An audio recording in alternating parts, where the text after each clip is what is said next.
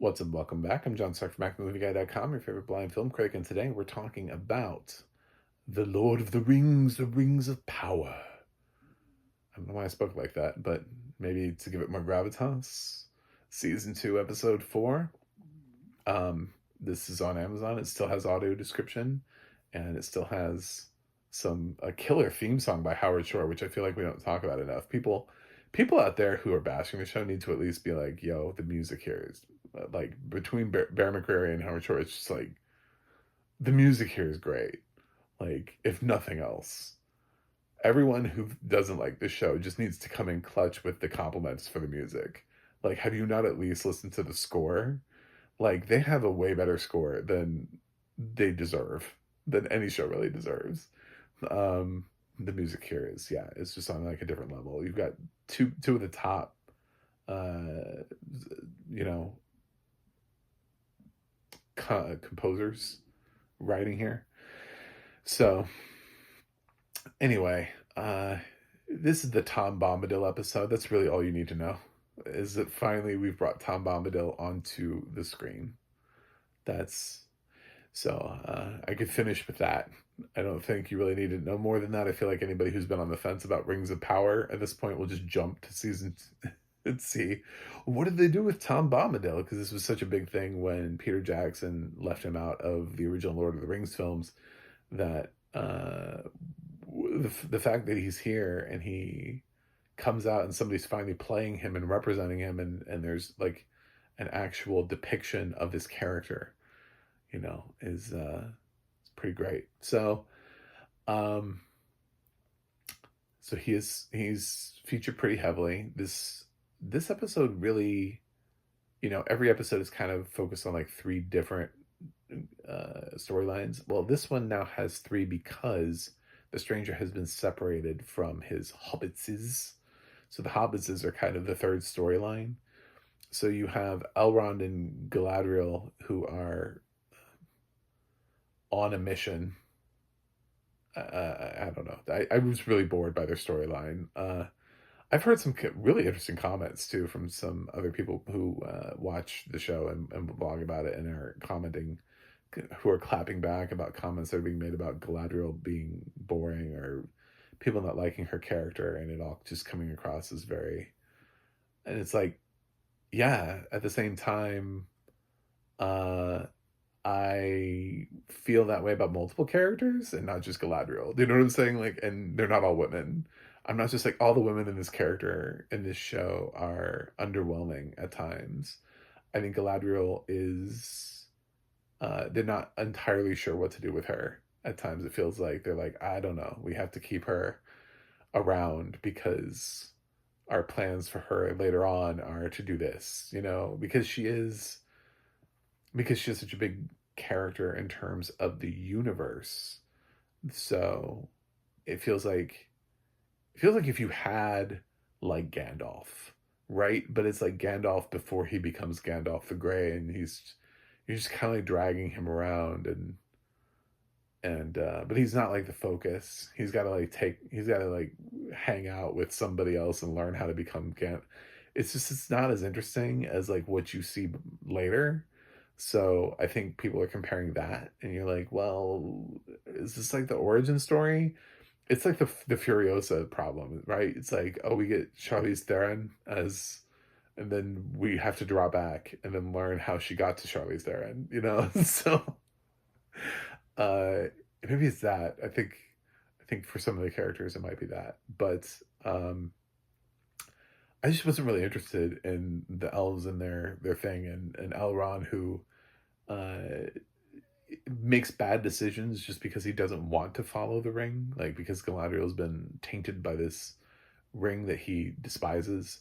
He'll actually make a, like, they reach this point where they have to either go the long or the short way, basically, and uh he makes a decision simply based on the fact that Galadriel makes one, and he thinks that the ring has tainted her decision making skills. So he chooses the other one simply to spite her, to spite the ring. And it's like, but was it the right choice?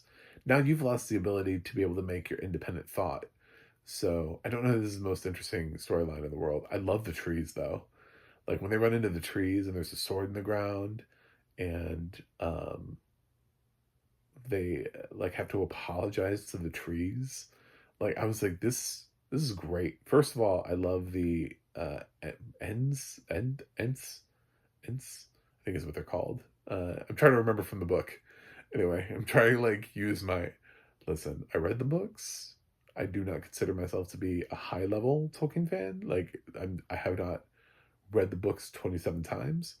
So, yes, I've read them, and I loved that part of the books.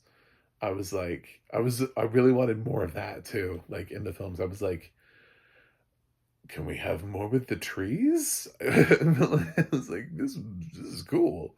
Some cool shit. The trees get up and they walk and they move and they talk. This is why are we doing this? Um, so I'm glad that we got to see that in two storylines because the stranger also has to interact with a tree in his storyline as well. So yeah, it became about the trees, and that was cool, and the apology and the whole interaction between the two trees. Anyway, that was the best thing about that storyline. And the sword, it was funny because the sword in the ground when they walk up on it really made me think of like the sword in the stone. I was like, oh man, I hope they have a really hard time pulling this out of the ground. I hope this is like an Arthurian moment for them, like who will pull the sword from the ground. um anyway, so that's theirs. The stranger basically, he comes upon a goat farmer, not a farmer of goats. He has a goat and is a farmer. But we don't know who it is at first, and we find out later it's Tom Bombadil. And Tom uses magic, and the stranger's like, "Oh my god, can you teach me how to use magic?" Which, if anything, I don't know where the stranger's going to go as a character, but if anything, if he could control his magic a little bit better, I think we witnessed in uh episode 2 with the two, with the tornado that blew the hobbits away, that we actually he needs to be able to have some structure to his powers.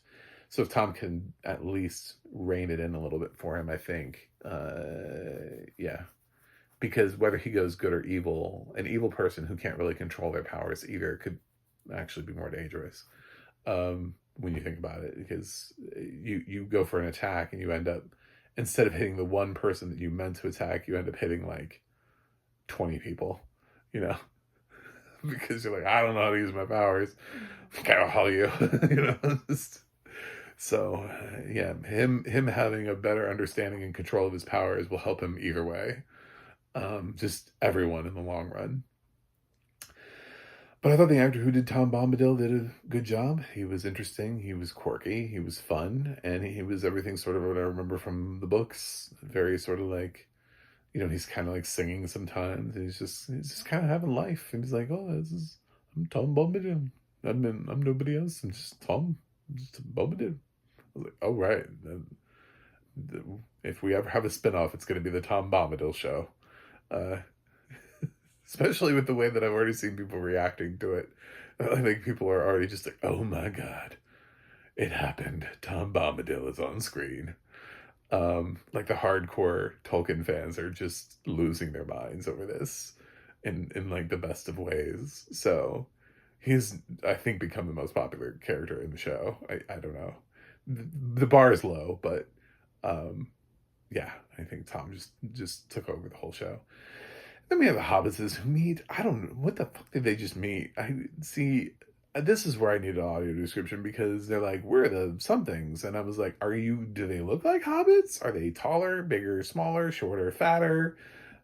Are they like? Is this where the racial definition in hobbits matter? It's like, are all hobbits is white for a certain reason, and then these are like different kinds? I felt like the audio description didn't give me enough because I did not understand the difference between these two worlds, and like, what about them You know what I'm saying? Like I was like, okay, uh, what are you? And what is like, what makes you different than a hobbit? You know, like, uh, I don't know. It was very weird. Anyway, that was my first quibble with the audio description. I think in 4 episodes was that when we finally got to this place where the where Nori and Poppy find this, well, the first guy. Huh, I'm nobody. That's what they call me, nobody. Huh, well, you must be somebody. I was like, oh, fuck this conversation. Anyway, uh, when they get to that guy, I was like, is he the same height as you? Does he look like you? What, like, is there a difference? I didn't pick up on it. I felt like they ran into more hobbits. But then they're like, no, we're not hobbits, we're these. I can't even remember what they call themselves, deacons or something. I don't know. And I never got the difference. I felt like, you know, it was just, I feel like it's very silly. You know, I feel like it's about the difference between saying like you're from North Dakota or South Dakota. You know, at this point, you're like, I'm not, you know, it's like, you know, you're both Dakotan and American, by the way. You know, like you're from the same, you look the same. Like, stop drawing a line, you know? Just, anyway, so that whole thing, I did not, I mean, I'm glad they're okay, because Nuri is probably in one of my, I don't know, top 5 characters I actually care about on the show. Although I think Tom probably just swapped in immediately for somebody. I'm trying to figure out who he kicked out, but yeah. And there was a little bit with the orcs, a little like slight reference to the orcs in this, but nothing that was too dominating in terms of storyline.